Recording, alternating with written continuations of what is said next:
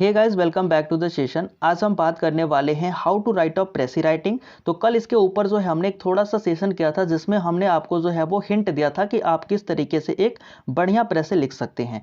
आज उसी चीज़ को इम्प्लीमेंट करके हम प्रेसी देखने वाले हैं। इस वीडियो में हमने 2 प्रेसी राइटिंग करी है, तो प्लीज़ आप वीडियो को कंप्लीट वॉच ज़रूर कीजिएगा।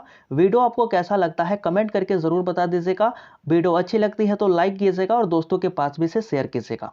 बेसिकली हम स्टार्ट करते हैं अपने वीडियो को। हमारा जो फर्स्ट पैराग्राफ है उसमें क्या कहा गया है, teaching is a great profession, यानी कि जो हमारा टीचिंग है वो काफ़ी महान कार्य है। इट इज़ दे, टीचर के बारे में बताया जा रहा है कि इट इज़ दे, ये वे हैं ऑन हुम rest the responsibility of shaping the character of young children.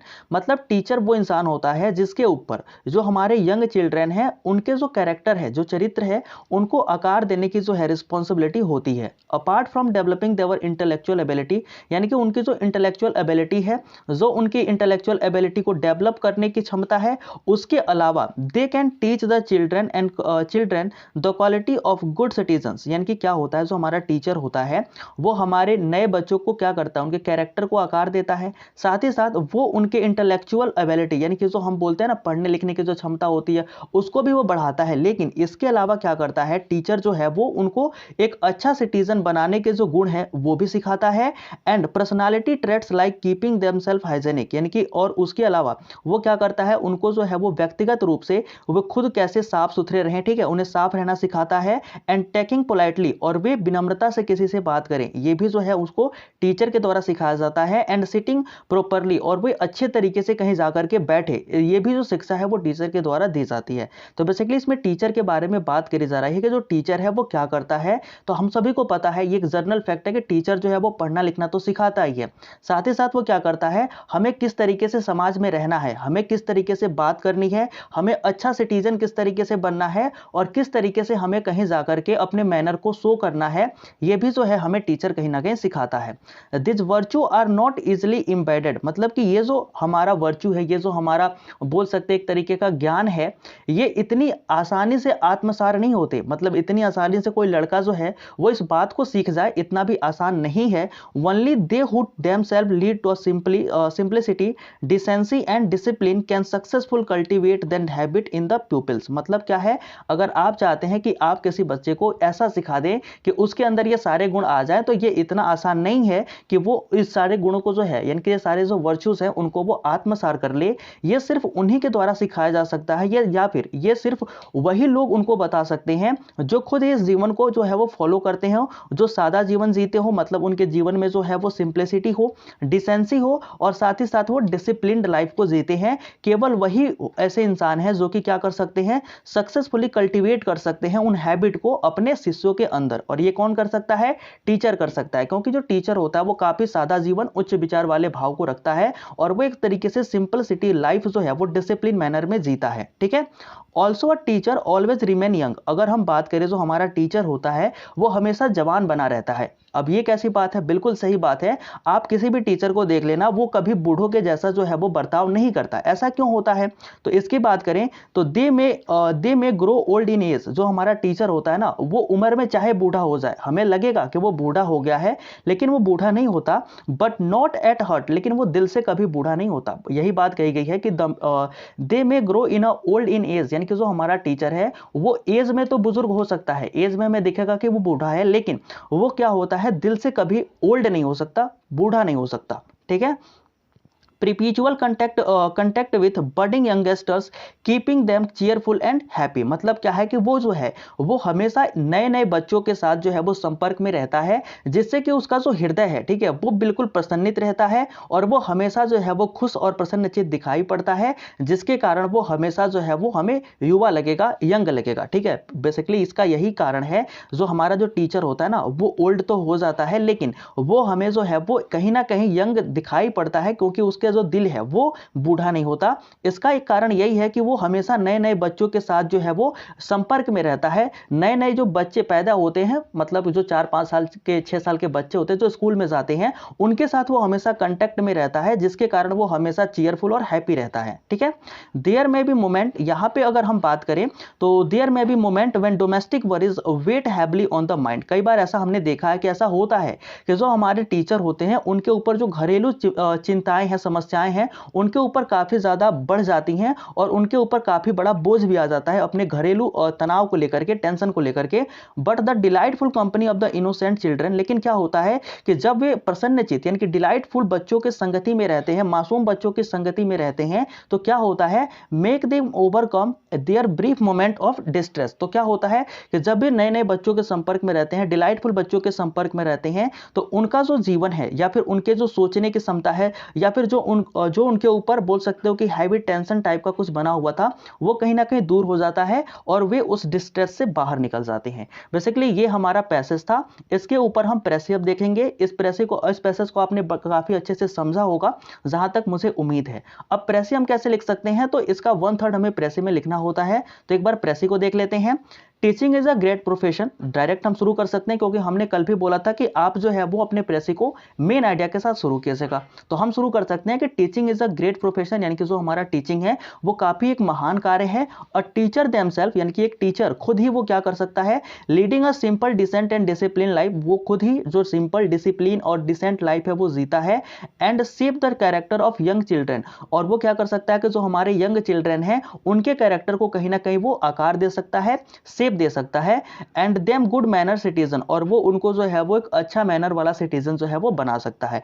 अब क्या जो हमने पैसेज पढ़ा था उसमें भी कहीं ना कहीं यही बात लिखी थी कि एक टीचर किस तरीके से जो है वो अपने पीपल्स का अच्छे से बोल सकते हैं कि डेवलपमेंट कर सकता है, तो वो चीजें हमने यहां लिख दी। अगर हम बात करें इसके अलावा, तो beside they remain ever young, अब क्या होता है, टीचर इसके अलावा वो हमेशा ही युवा रहता है।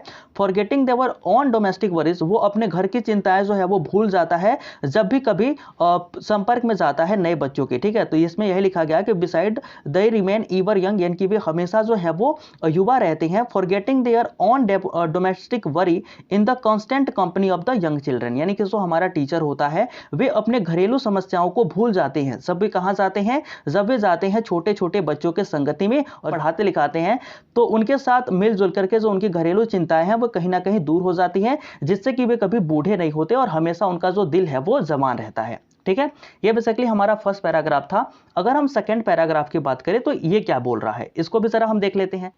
सेकेंड पैराग्राफ क्या बोल रहा है कि trees give shade for the benefits of other, मतलब कि जो पेड़ होते हैं ना वो दूसरों को दूसरे के फायदा के लिए क्या करते हैं, छाया देते हैं। जाहिर सी बात है, अगर हमने पेड़ लगाए होंगे तो हम देखते हैं कि पेड़ का कुछ फायदा नहीं होता, लेकिन वो दूसरे के फायदे के लिए पेड़ क्या करता है, छाया देता है।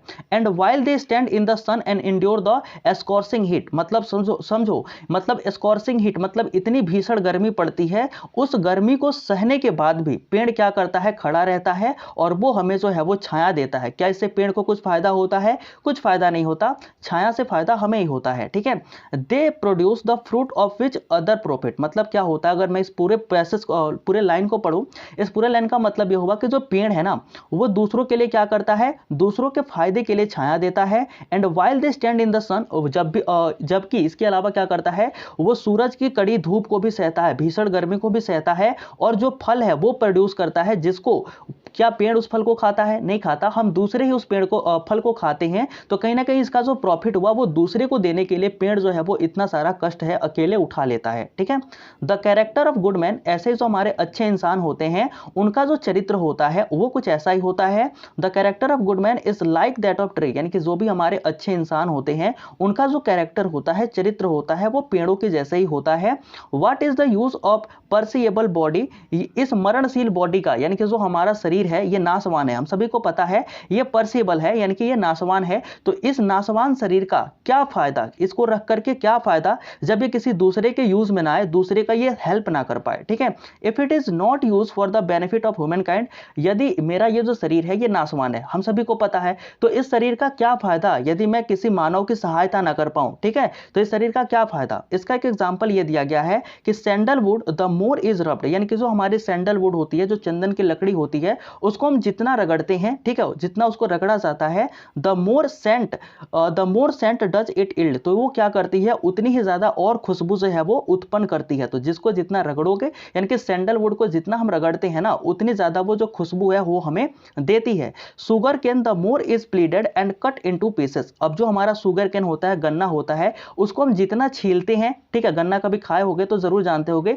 जितना हम उसे छीलते हैं और छोटे छोटे टुकड़ों में काटते हैं, उतना ही ज्यादा हमें क्या मिलता मिलता है रस, उसमें से जो रस है यानी कि जूस जो है वो हमें मिलता है और वो जूस जो है वो प्रोड्यूस करता है। The man who are noble at heart, जो भी इंसान जो है वो दिल से नोबल होता है। दिल से नोबल का मतलब क्या है? परोपकारी होता है, जो दूसरे के भलाई के लिए सोचता है, उस मैन की बात मैं कर रहा हूं।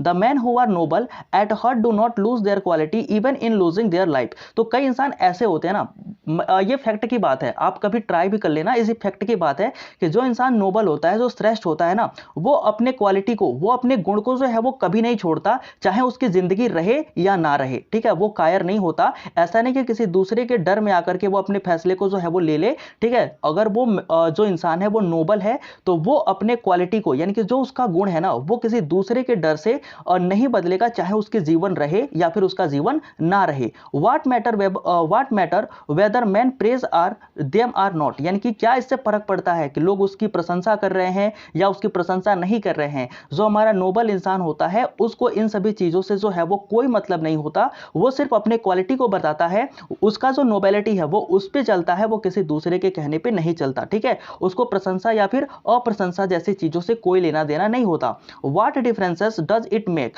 मतलब जो हमारे डिफरेंसेस है वो क्या बताती है। Whether they die at the moment or whether lives are prolonged, मतलब ये है कि देखो इसमें ये कहा गया कि जो हमारा नोबल पीपुल होता है उसको इन सभी चीज़ों से कोई फर्क नहीं पड़ता कि उसकी लोग जो है वो प्रशंसा करेंगे या नहीं करेंगे, वो क्या इसी क्षण में मर जाएगा या उसको और भी ज़्यादा चीज़ और भी जिंदगी जो है वो जीनी है, उससे इसको कोई फर्क नहीं पड़ता। वो बस ये चाहता है कि हमारी जो क्वालिटी है, यानी कि उसकी जो अपनी क्वालिटी है उसको वो कभी चेंज नहीं करेगा, चाहे उसका जीवन रहे या ना रहे। ये हमारा नोबल जो बोल सकते हो, नोबल मैन जो होते हैं या फिर नोबल पर्सन होते हैं, उनकी ये मेंटालिटी होती है लाइक अ ट्री, मतलब पेड़ के जैसे भी होते हैं। अब इसके बाद अगर हम बात करें तो हम क्या कर सकते हैं, happen what may those who walk on the right path will never set foot on any other, मतलब कि जो भी जो है वो हमेशा सही रास्तों पे चलता है, सही पाथ का अनुसरण करता है, वो कभी भी दूसरे के ऊपर जो है वो पैर को नहीं रख सकता। कई बार देखते हैं ना कि दूसरे जो है आपको दबाने की कोशिश करते हैं, लेकिन जो भी नोबल इंसान होता है ना, जो श्रेष्ठ इंसान होता है, वो ऐसा घटिया हरकत कभी नहीं करता, वो दूसरों को दबाने की कोशिश कभी नहीं करता। ठीक है, उसी को सही रास्ता बोला जाता है। तो जो भी जो सही रास्ते पर चलता है, यानी कि राइट पाथ पे जो आगे बढ़ता है, चलता है, वो कभी भी दूसरे को अपने पैरों के नीचे नहीं दबाता, वो सभी को बराबर ट्रीटमेंट करता है, चाहे वो अमीर हो या फिर गरीब हो। Life itself is unprofitable to man who does not live for others, मतलब क्या है कि ऐसा जीवन जो केवल अपने फायदे के लिए जिया जाए और उसमें दूसरे का फायदे के बारे में कभी ना सोचा जाए ना, वो जिंदगी कैसी है, मैं बोलूंगा काफी घटिया है। उसको लिखा भी है मैंने, life itself unprofitable to a man who does not live for others, मतलब ऐसा जीवन जो आप खुद के लिए जीते हैं, उसमें आप कभी दूसरे के बारे में नहीं सोचते, वो जीवन कैसा है। To live for the mere sake of the living one's life in the life of dog and crows, यानी कि जो आप जीवन जो है वो केवल अपने फायदे के लिए जीते हैं, उस जीवन का कोई मतलब नहीं है। और वो जो आपका जीवन है ना, वो बिल्कुल एक कुत्ते और कौवे के जीवन के समान है। कुत्ता और कौवा जो अपने जीवन के लिए जीते हैं ना, आपका जीवन भी बिल्कुल उन्हीं के समान है अगर आप ऐसे काम करते हैं। ठीक है, those who lay down their lives for the sake of others will surely dwell forever in the world, मतलब क्या है, forever in the world of bliss, यानी कि ये अगर हम बात करें, जो इंसान क्या करता है, हमेशा दूसरों के लिए जीता है। आप हमेशा नहीं भी जी सकते, कोई दिक्कत नहीं कि आप हमेशा दूसरों के ही सोच रहे हो, लेकिन एटलीस्ट आप कम से कम लोगों के बारे में सोचें किसी भी निर्णय को लेने से पहले। तो इस समय ऐसे जो लोग होते हैं ना, वे क्या करते हैं, वे हमेशा ही आनंदित रहते हैं, वे मरने के बाद भी जो है वो सुख चैन को प्राप्त करते हैं, और ऐसे इंसान की तरह ही हमें जो है वो बनना चाहिए। बेसिकली इस पैराग्राफ का जो मतलब था, आई होप कि अब आपको समझ में आ गया होगा। और इसका जो हमको है वो शॉर्ट फॉर्म यानी कि प्रेसी हमको लिखना है। इस प्रेसी को हम किस तरीके से लिख सकते हैं तो देखते हैं।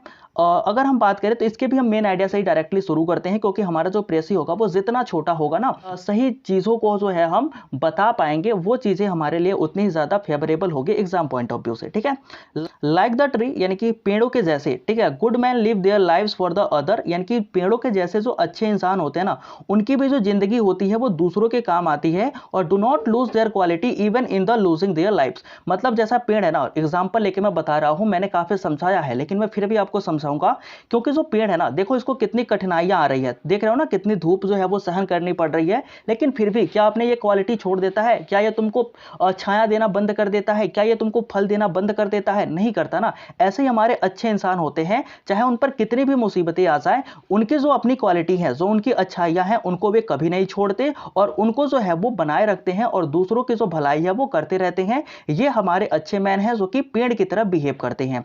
They do not care whatever man praise them are not have no greed for longer life. मतलब ये है कि उन्हें कोई फर्क नहीं पड़ता, घंटा फर्क पड़ता है कि लोग उनकी प्रशंसा कर रहे हैं या फिर लोग उनकी प्रशंसा नहीं कर रहे हैं। उनका बस यही काम होता है कि वो लोगों की भलाई के लिए जितना काम है उतना वे कर सके। उनको लंबा जीवन जीने का भी कोई शौक नहीं होता कि मैं 100 साल जी लूं, 120 साल जी लूं, अबे मैं आज मर जाऊं, कोई दिक्कत नहीं है, लेकिन मैंने जो काम किया ना उससे लोगों का भलाई हो, मेरे मरने से लोगों का भलाई होता है ना, वो लोग जान भी दे देंगे। ऐसे हमारे अच्छे लोग होते हैं और इनके जैसे ही हमें बनना चाहिए, ठीक है। They always follow the right path. वे हमेशा जो है वो सही रास्ते का चयन करते हैं और उसके ऊपर जो है वो उनका अनुसरण करते हैं। Those who live their lives for themselves. जो अपना जीवन जो है वो खुद के लिए जीते हैं ना, खुद के लिए ही जीते हैं, वो दूसरों के बारे में नहीं सोचते। उनका जो जीवन है ना वो बस धक धक धड़कता रह जाता है। मतलब कि उनके जीवन में हजार बाधाएं आती है, वो केवल अपने बारे में सोचते हैं और उनके जीवन के जीने का कोई मतलब भी नहीं होता। वो सिर्फ अपने जीवन को जैसे हमारा जो हार्ट है जैसे पंप करता है ना, वैसे वो भी पंप करते रह जाते हैं। एंड वनली, और अगर हम बात करें दूसरी तरफ दूसरे लोगों की, and only those who lay down there lives for other. और दूसरा इंसान ऐसा जो अपना जीवन है वो दूसरों के लिए जीता है, उसके बारे में अगर बात करें तो वो क्या करता है, other will live forever in the world of bliss. वो हमेशा क्या रहता है, प्रसन्न रहता है। वो एक बहुत ही मतलब खुश इंसान रहता है जो दूसरों के बारे में सोचता है या दूसरों की भलाई करता है। बेसिकली इस प्रेसी का हम बोले तो सबसे परफेक्ट प्रेसी जो है इस पैराग्राफ का वो यही हो सकता था और मैंने आपको बता दिया। आई होप कि अब आपको पता होगा कि आपको प्रेसी जो है वो किस तरीके से लिखना है। तो थैंक यू गाइस, आपने जो सेशन को यहां तक अटेंड किया, आई होप कि आपको सेशन जो है वो बिल्कुल पसंद आया होगा। तो please do like the session. तो प्लीज आप सेशन को जो है वो लाइक कर दीजिएगा। Do share with your friend. आप इस सेशन को जो है अपने दोस्तों के पास भी शेयर जरूर कर दीजिएगा। If you like the session और if you share the session, अगर आपने सेशन को लाइक भी कर दिया है और शेयर भी कर दिया है तो प्लीज हमारे चैनल को सब्सक्राइब भी कर लीजिएगा। और आप अगर चाहते हैं तो हमारे टेलीग्राम को ज्वाइन भी कर सकते हैं, डिफेंस स्टूडेंट कम्युनिटी। मैं इस पीडीएफ को जो है वो वहां पे जो है वो भेज दूंगा, ठीक है। और भी इसमें कुछ चीजें हैं जो मैंने नहीं बताया, इस प्रेसी का जो हिंदी वर्जन है मैंने इसमें रख रखे हैं, तो आप इन्हें देख सकते हैं जब भी पीडीएफ आपके टेलीग्राम पे चली जाएगी। तो मिलते हैं नेक्स्ट वीडियो में, तब तक ऐसे ही आप पढ़ाई करते रहिए। जय हिंद।